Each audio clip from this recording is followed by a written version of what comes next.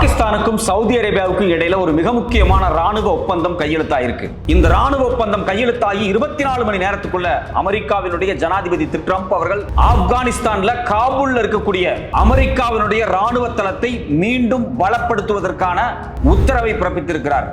ஏன் எதுக்காக அமெரிக்கா இவ்வளவு வேகமாக திரும்பவும் தன்னுடைய ராணுவத்தை ஆப்கானிஸ்தானில் நிறுத்துவதற்கு உத்தரவிட்டிருக்கிறது? பாகிஸ்தானுக்கும் சவுதிக்கும் இடையில் நடந்திருக்கக்கூடிய அந்த ராணுவ ஒப்பந்தம் என்ன? அந்த ஒப்பந்தத்தால் இந்தியாவுக்கு நேரடியான பாதிப்பு என்ன? அது மட்டும் இல்லாமல் அமெரிக்க ராணுவம் திரும்பவும் ஆப்கானிஸ்தானில் கால் வைப்பது இந்தியாவுக்கு என்ன பாதிப்பை ஏற்படுத்தும்? இதை ஒட்டி நகர்ந்து கொண்டிருக்கக்கூடிய சர்வதேச அரசியல் என்ன? வணக்கம், இது தமிழ் குரல். நான் உங்கள் சத்யராஜ். கடந்த செப்டம்பர் 17ஆம் தேதி பாகிஸ்தானுக்கும் சவுதி அரேபியாவுக்கும் இடையில ஒரு மிக முக்கியமான ஒப்பந்தம் கையெழுத்தாயிருக்கு. அந்த ஒப்பந்தத்தினுடைய பேர் என்னன்னு பாத்தீங்கன்னா ஸ்ட்ராட்டஜிக் மியூச்சுவல் டிஃபென்ஸ் அக்ரிமெண்ட். இது முழுக்க முழுக்க ராணுவ ஒப்பந்தம். இந்த ராணுவ ஒப்பந்தம் எந்த அளவுக்கு அப்படின்னு படிச்சு பார்த்தா நமக்கு ரொம்ப அதிர்ச்சியாக இருக்கிறது. பாகிஸ்தானுடைய அணு ஆயுதங்களை பகிர்ந்து கொள்ளும் அளவுக்கு ரொம்ப நெருக்கமான முக்கியமான ஒரு ஒப்பந்தம் இது. இந்த ஒப்பந்தத்தில் யார் யார் கையெழுத்து போட்டிருக்காங்க அப்படின்னா சவுதி அரேபியாவினுடைய மன்னரும் பாகிஸ்தானுடைய பிரதமரும், இவங்க ரெண்டு பேரும் இந்த மியூச்சுவலான டிஃபென்ஸ் அக்ரிமெண்ட்ல கையெழுத்து போட்டுட்டாங்க. ஏற்கனவே பாத்தீங்கன்னா பாரம்பரியமாகவே பாகிஸ்தானுக்கும் சவுதிக்கும் இடையில சில ராணுவ உறவுகள் இருந்துச்சு. 1990களுக்கு பிறகு அதில் சில தடைகள் இருந்துச்சு. ஆனா இப்ப பாத்தீங்க அப்படின்னா நேரடியாக வெளிப்படையாகவே இந்த ராணுவ ஒப்பந்தம் கையெழுத்தாயிருக்கு. சரி, இந்த ஒப்பந்தம் கையெழுத்தாகிறதுக்கு முன்னாடி மியூச்சுவலாவே பாத்தீங்க அப்படின்னா ரெண்டு பேர்த்துக்கு இடையில கையெழுத்து போடப்படாத சில ஒப்பந்தங்கள் நிறைய இருந்துச்சு. அது முழுக்க முழுக்க ஆயுதங்களையும் டெக்னாலஜிகளையும் பகிர்ந்து கொள்வதற்கான ஒரு மியூச்சுவல் அக்ரிமெண்ட். இப்போ டைரக்டாகவே அக்ரிமெண்ட் போட்டாங்க. இந்த அக்ரிமெண்ட்ல சொல்லப்பட்டிருக்கக்கூடிய மிக முக்கியமான ஒரு வாசகம் என்ன அப்படின்னா, any aggression against either country shall be considered as an aggression against both. அதாவது இந்த இரண்டு நாடுகளில் ஏதாவது ஒரு நாட்டின் மீது ஏதாவது ஒரு தாக்குதல் நடந்தால் இந்த ரெண்டு நாட்டின் மீதும் தாக்குதல் நடந்த மாதிரி கன்சிடர் பண்ணப்படுவாங்க. இப்ப இந்தியா பாகிஸ்தானின் மீது ஒரு தாக்குதல் நடத்துறாங்க அப்படின்னா அது சவுதியின் மீதும் தாக்குதலாக கன்சிடர் பண்ணப்படும் அப்படிங்கறதா இந்த அக்ரிமெண்டினுடைய ஒரு சாரம். அதாவது என்ன யாராவது அடிக்க வந்தா என் கூட்டாளியும் சேர்ந்து நீங்க அடிக்கிற மாதிரி அப்படிங்கறத அந்த ஒப்பந்தத்தினுடைய மிக முக்கியமான சாரமே.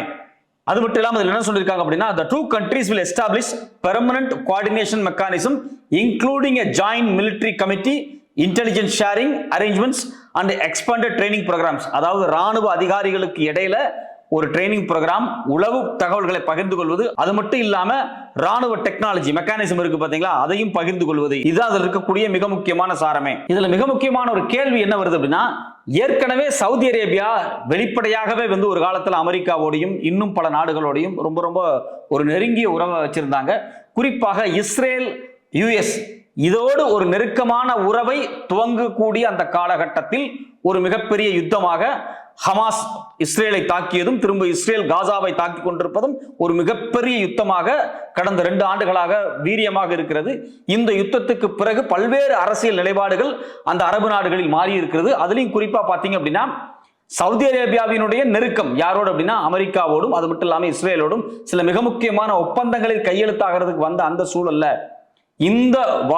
இந்த யுத்தம் துவங்கப்பட்டதால் அங்க பல மாற்றங்கள் நடந்திருக்கு. இதுல நமக்கு வரக்கூடிய மிக முக்கியமான கேள்வி, சவுதிக்கு தான் அமெரிக்காவும் இஸ்ரேலும் கொஞ்சம் நெருக்கிய நண்பர்களா இருக்காங்க. குறிப்பா சொல்ல போனா அமெரிக்காவோடு நல்ல உறவு இருக்கு இல்லையா, பிற்பாடு ஏன் தங்களுடைய பாதுகாப்புக்காக பாகிஸ்தானை நாட வேண்டும் அப்படிங்கிற ஒரு கேள்வி வருதா இல்லையா? இந்த கேள்விதான் ரொம்ப ரொம்ப முக்கியமானது. இந்த கேள்விக்கு நமக்கு விடை கிடைக்கணும் அப்படின்னா 2024 ஒரு பத்திரிகையில அமெரிக்காவினுடைய செனட்டர், அதாவது யுஎஸ் ரிப்பப்ளிகன் செனட்டர் லிந்தி கிராம் அவரும் சவுதி அரேபியாவினுடைய மன்னர் முகமது பின் சல்மான் இவங்க ரெண்டு பேருக்கு இடையில ஒரு பேச்சுவார்த்தை நடக்குது. அந்த பேச்சுவார்த்தை பதிவு பண்ணப்பட்டிருக்கு அந்த பத்திரிகையில.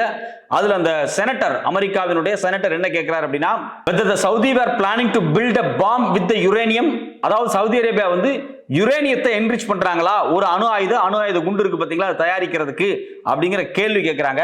அதுக்கு சவுதி அரேபியா தரப்பிலிருந்து பதில் சொல்லப்படுது, I don't need uranium to make a bomb, I will just buy one from Pakistan.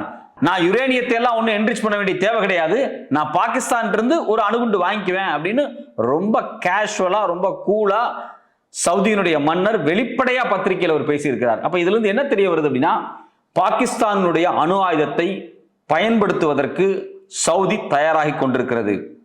அதாவது பாகிஸ்தானுடைய அணு ஆயுத டெக்னாலஜியை ஷேர் பண்ற இடத்துக்கு இவங்க 2 பேர் நகர்ந்துட்டாங்க. இது இன்னைக்கு நேத்து கிடையாது. இந்த ஒப்பந்தம் கடந்த 2-3 ஆண்டுகளாகவே ஒரு மிகப்பெரிய பேச்சுவார்த்தையாகவே இருக்கிறது.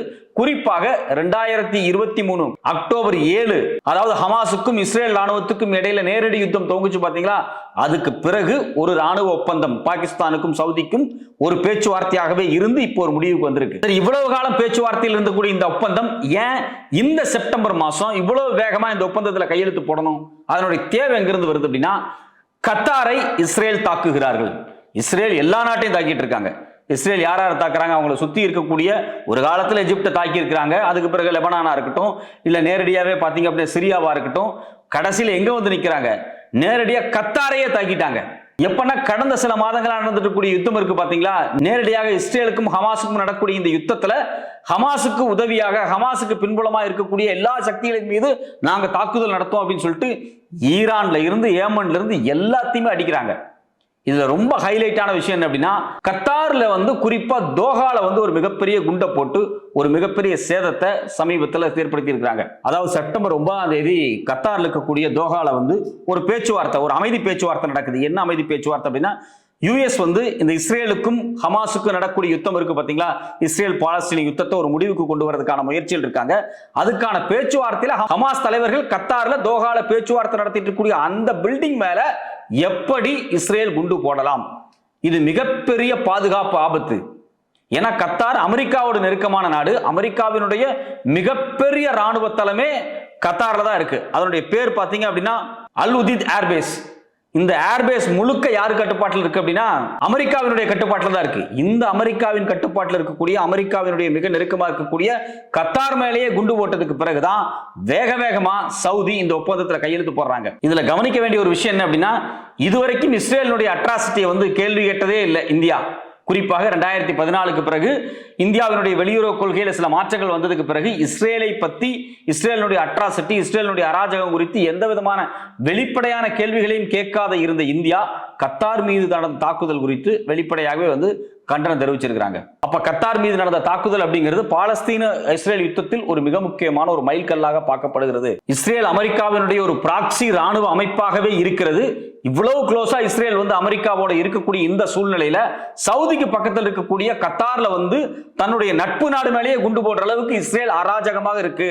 இஸ்ரேல் எல்லா நாட்டு மேலேயும் குண்டு போட்டுட்டு இருக்கு. Gaza, Syria, Lebanon, Yemen, Iran, Qatar, இப்படி எல்லா நாடு மேலேயுமே குண்டு போடக்கூடிய அளவுக்கு அமெரிக்கா வந்து இஸ்ரேலை வந்து இவ்வளவு லிபர்ட்டியா வச்சிருக்கு, இவ்வளவு சுதந்திரமா வச்சிருக்கு. அப்படிங்கும் போது இது நமக்கு ஒரு மிகப்பெரிய ஆபத்தாக முடியும் அப்படின்னு சவுதி நினைக்கிறாங்க. சவுதி என்ன நினைக்கிறாங்கன்னா, கண்டிப்பாக அடுத்தது நம்ம மேல கூட டார்கெட் பண்றதுக்கான வாய்ப்பு இருக்கு.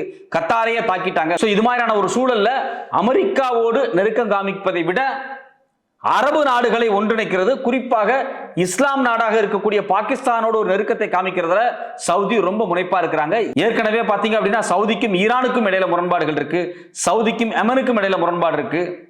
இந்த முரண்பாடுகள் எல்லாத்தையும் பொருட்படுத்தாமல், இந்த முரண்பாடுகள் எல்லாத்தையும் ஓரமா வச்சுட்டு அரபு நாடுகளை ஒன்றிணைப்பது, குறிப்பாக பாகிஸ்தானோடு இணைந்து இந்த வேலையை செய்யற மாதிரியான சில நடவடிக்கைகளில் சவுதி இறங்கி இருக்கிறார்கள். இது மட்டும் இல்லாம ஏற்கனவே சவுதிக்கு இருக்கக்கூடிய மிக முக்கியமான பிரச்சனை ஹத்தீஸ், அதாவது ஏமன் நாட்டில் இருக்கக்கூடிய போராளி படைகள். இந்த படைகள் வந்து நேரடியாகவே சவுதி மேல தாக்குதல் நடத்தியிருக்காங்க. ஏதோ ஒரு வகையில ராணுவத்தை தாண்டிய ஒரு மிக முக்கியமான ராணுவ ஒப்பந்தங்கள் பல நாடுகளோடு சவுதிக்கு தேவைப்படுது. அவங்க அமெரிக்காவோடு நெருக்கமாக இருப்பதால் பாலஸ்தீனத்திலிருந்து ஈரானிலிருந்து ஏமன் வரைக்கும் எல்லாரும் நமக்கு பகையாக இருக்கிறார்கள் என்பதால இஸ்லாமிய நாடுகளோடு தன்னுடைய பலத்தை மேலும் இறுக்கப்படுத்திக் கொள்வதற்காக சவுதி அடுத்தடுத்த கட்டத்துக்கு நகர்றார்கள். அப்போ ஒட்டுமொத்தமாக பார்க்கும்போது பாலஸ்தீனத்துக்கும் இஸ்ரேலுக்குமான யுத்தத்தினுடைய துவக்கமே சவுதியினுடைய வெஸ்ட் நிலைப்பாடு தான். இன்னைக்கு சவுதியினுடைய வெஸ்ட் நிலைப்பாடு அப்படிங்கிறது வந்து நியூட்ரலைஸ் ஆயிருக்கு. ஏதோ ஒரு வகையில் வெஸ்ட் ஏசியாவில் ஜியோ பாலிட்டிக்கலா வேற சில மாற்றங்கள் நடந்திருக்கு சவுதியினுடைய இந்த நிலைப்பாடால். இதுல இந்தியாவுக்கு நேரடியான என்ன பாதிப்பு அப்படிங்கிற ஒரு கேள்வி வருதா இல்லையா? ஏற்கனவே பாத்தீங்க அப்படின்னா இந்தியா சவுதியோடு பல மிக முக்கியமான ஒப்பந்தங்களை கையெழுத்து போட்டிருக்காங்க. இந்திய வம்சாவளியை சார்ந்தவர்கள் 25 லட்சத்துக்கும் அதிகமானவர்கள் சவுதியில் வாழ்ந்துட்டு இருக்காங்க. அது மட்டும் இல்லாம சவுதி அரேபியா மிகப்பெரிய ஒரு தொகையை, பல பில்லியனை கொண்டு வந்து இந்தியாவில் முதலீடு பண்றதுக்காக சமீபத்தில் சில ஒப்பந்தங்கள் போட்டிருக்காங்க. கடந்த காலங்களை விட சவுதிக்கும் இந்தியாவுக்கும் ஒரு நல்ல ஒப்பந்தங்கள், நல்ல நெருக்கம் இருக்குது அப்படின்னு இந்திய அரசாங்கம் சார்பில் சொல்லிக்கிட்டு இருந்தாலும் சவுதி அரேபியா ஒரு விஷயத்தில் ரொம்ப தெளிவா இருக்கிறாங்க. பாகிஸ்தான் சீனாவோடு மிக நெருக்கமாக இருக்கிறது. அதே சமயத்தில் பாகிஸ்தான் சமீப நாட்களில் அமெரிக்காவோடும் ஒரு நல்ல நெருக்கமாக இருக்கிறார்கள். ஒட்டுமொத்த வெஸ்ட் ஆசியாவிலையும் அமெரிக்கா இந்தியாவை விட நட்பு நாடாக பாகிஸ்தானை நோக்கி நகர்ந்து கொண்டிருக்கிறது. ஏற்கனவே பாகிஸ்தானுக்கும் சீனாவுக்கும் ஒரு மிக நெருக்கமான உறவு இருக்கு. பாகிஸ்தான் இந்தியாவின் மீது சமீபத்தில் தாக்குதல் நடத்துறப்ப முழுக்க முழுக்க வெப்பன்ஸ்ல இருந்து உளவு தகவல் வரைக்கும் மொத்தமா கொடுத்தது சீனா தான். சோ அப்போ பாகிஸ்தான் ஸ்ட்ராட்டஜிக்கலாக ரொம்ப ரொம்ப ஒரு முக்கியமான இடத்தில் நகர்ந்ததால இந்தியாவை விட நமக்கு ரொம்ப நெருங்கிய நண்பராக பாகிஸ்தானை கன்சிடர் பண்ண சவுதி அரேபியா முடிவு பண்ணிட்டாங்க. இது இந்தியாவினுடைய வெளியுறவு கொள்கைக்கு ஒரு மிகப்பெரிய ஆபத்து, பின்னடைவு. அதுலயும் குறிப்பாக பார்த்தீங்கன்னா 2014க்கு பிறகு வெளிப்படையாக இந்திய அரசாங்கத்தினுடைய வெளியுறவு கொள்கை அப்படிங்கிறது ப்ரோ இஸ்ரேல் அப்படிங்கிறாங்க. பாலஸ்தீனம் குறித்தான ஒரு மிகப்பெரிய கன்சிடர் பண்ணாம, பாலஸ்தீனத்தில் குறிப்பாக காசா மீது நடக்கக்கூடிய எந்த தாக்குதலையும் பொருட்படுத்தாமல் அதன் மீது கொண்டு வரக்கூடிய ரெசல்யூஷன்ஸ்ல ஒரு இணக்கமான சூழலை இந்தியா காமிக்காம இஸ்ரேலுக்கு சாதகமாகவே இருக்கிறாங்க. அப்படிங்கிறதுனால இந்த pro Israel policy of Modi அப்படிங்கிறது ஒரு மிகப்பெரிய சந்தேகத்தை அரபு நாடுகளில் எழுப்பி இருக்கிறது. அதனுடைய ஒரு வெளிப்பாடாகத்தான் சவுதி இப்ப நேரடியாகவே பாகிஸ்தானோட தன்னோட சப்போர்ட்டை ஸ்ட்ரென்தன் பண்றாங்க. சமீபத்தில் நடந்த இன்னொரு முக்கியமான விஷயம் என்ன அப்படின்னா, பாகிஸ்தானுடைய ராணுவ தளபதி அசிம் முனிர் அவர்கள் 2 முறை அமெரிக்காவுக்கு சென்று டொனால்டு டிரம்போட உட்கார்ந்து டின்னரே சாப்பிட்டு இருக்கிறாரு. வெளிப்படையாக கடந்த ஜூன் ஆகஸ்ட் மாதங்களில் பாகிஸ்தானுடைய இவ்வளவு முக்கியமான ஒரு ராணுவ தளபதி அமெரிக்காவோடு மிக முக்கியமான நெருக்கத்தை காமித்தது அப்படிங்கிறது வெஸ்ட் ஏசியாவில் ஒரு மிகப்பெரிய சலசலப்பை ஏற்படுத்தியது. ஏன் அப்படின்னா, பாகிஸ்தான் ஏதோ ஒரு வகையில் சீனாவோடு நெருக்கமாக இருக்கும்போது எப்படி அமெரிக்காவோடு இவ்வளவு நெருக்கமாக நகர முயற்சி பண்றார் அப்படிங்கிற கேள்வியும் வந்துச்சு. ஆனா அதே சமயத்தில் பாத்தீங்க அப்படின்னா, பாகிஸ்தான் வெஸ்ட் ஏசியாவினுடைய பொலிட்டிக்கல் பாலிசியில சீனாவோடு மிக நெருக்கமாக இருக்கிறார்கள். ஆனா இந்த கேள்விக்கெல்லாம் ஒரு முறையான விடை கிடைக்கிறதுக்கு முன்னாடியே சவுதியோடு இவ்வளவு முக்கியமான ஒப்பந்தத்தில் கையெழுத்து போட்டு வெஸ்ட் ஏசியாவினுடைய இன்ட்ரெஸ்ட் முன்னிலைப்படுத்தி பாகிஸ்தான் சில முக்கியமான ஸ்ட்ராட்டஜிக்கல் நகர்வை முன்னகர்த்துறாங்க. அப்ப ஏதோ ஒரு வகையில சவுதிக்கு அமெரிக்காவினுடைய இந்த டிஃபென்ஸ் கோஆபரேஷன் அப்படிங்கிறது பிடிக்காம அல்லது போதாமையின் காரணமாக வெஸ்ட் ஏசியாவை நோக்கி சவுதி அரேபியா நகர்ந்து கொண்டிருக்கிறது. அதற்கு பாகிஸ்தானை ஒரு டூலாக சவுதி அரேபியா பயன்படுத்துகிறது. ஆனால் இந்த ஒப்பந்தம் கையெழுத்தாகி 24 மணி நேரத்துக்குள்ளாக முதல் முறையாக அமெரிக்காவினுடைய அதிபர் திரு ட்ரம்ப் அவர்கள் வெளிப்படையா அறிவிச்சிருக்கார். அவர் என்ன சொல்றார் அப்படின்னா, ஆப்கானிஸ்தான்ல காபூல் இருக்கக்கூடிய பக்ராம் பேஸ் மிக முக்கியமான அமெரிக்காவினுடைய ராணுவ தளம். இந்த ராணுவ தளத்தை நாங்கள் திரும்பவும் புதுப்பிக்க போறோம் அப்படிங்கிற மாதிரியான பேசியிருக்காரு. பத்திரிகை செய்திகள் என்ன சொல்றாங்க அப்படின்னா, the US may have sensed the real force behind Pakistan's bold move. This might explain President Donald Trump's sudden declaration of September 18th in the London that he wants to take back the Bagram base in Kabul in Afghanistan. He publicly clarified the purpose by suggesting that the base was an hour away from where China makes its nuclear weapon. அதாவது சீனாவினுடைய nuclear weapon தயாரிக்கக்கூடிய அந்த இடம் இருக்கு பாத்தீங்களா, nuclear base. அந்த nuclear பேஸுக்கு 1 மணி நேரம் travel பண்ணி போகக்கூடிய அளவுக்கான ஒரு மிக நெருங்கிய பகுதி தான் ஆப்கானிஸ்தான் காபூல் இருக்கக்கூடிய இந்த அமெரிக்காவினுடைய பேஸ். இந்த பேஸை ஏற்கனவே அமெரிக்கா காலங்காலமாக கைப்பற்றி வச்சிருந்தாங்க. இப்ப தாலிபான் அரசோடு ஒரு நெருக்கத்தை ஆரம்பத்தில் காமிச்சாலும் இந்த செப்டம்பர் 18ஆம் தேதி லண்டன்ல இருந்து அமெரிக்காவினுடைய அதிபர் வெளிப்படையாக திரும்பவும் நாங்க அந்த பேஸை கைப்பற்ற போறோம் அப்படிங்கிற மாதிரியான விஷயத்தை சொல்றாங்க. ஸ்ட்ரென்தன் பண்ண போற மாதிரி விஷயத்தை சொல்றாங்க. சவுதி பாகிஸ்தான் இந்த ஒப்பந்தம் ஏதோ ஒரு வகையில் வெஸ்ட் ஏசியாவினுடைய மொத்த அரசியலையும் மாத்துகிறது. பாகிஸ்தானுடைய அணு ஆயுதத்தை நாங்கள் சவுதியோடு ஷேர் பண்ணுவோம் அப்படின்னு ஒப்பந்தத்தில் கையெழுத்தானதுக்கு பிறகு பாகிஸ்தானுடைய அணு ஆயுதமா இருக்கட்டும், சீனாவினுடைய அணு ஆயுதமா இருக்கட்டும், இந்தியாவினுடைய அணு ஆயுதமா இருக்கட்டும், இவை எல்லாவற்றையும் ஏதோ ஒரு வகையில் தன் கட்டுப்பாட்டுக்குள் கொண்டு வருவதற்காக திரும்பவும் ஆப்கானிஸ்தானில் கால் வைக்க அமெரிக்கா முயற்சி பண்ணுகிறது. ஆனால் கடந்த காலத்தை போல் இல்லாமல் ஆப்கானிஸ்தானில் இப்போது தாலிபான் ஆட்சி நடந்து கொண்டிருக்கிறது. தாலிபான்கள் இதுக்கு எதிர்ப்பு தெரிவிக்கும் பட்சத்தில் வெஸ்ட் ஏசியாவில் திரும்பவும் ஒரு யுத்தம் வருவதற்கான மிகப்பெரிய வாய்ப்பு இருப்பதாக பல ஸ்ட்ராட்டஜிக் எக்ஸ்பர்ட் எழுதி கொண்டிருக்கிறார்கள். பொறுத்திருந்து பார்ப்போம் அடுத்தடுத்த சர்வதேச நகர்வுகள் இந்த இந்திய பெருங்கடலை நோக்கி என்னவாக நகரப்போகிறது என்று.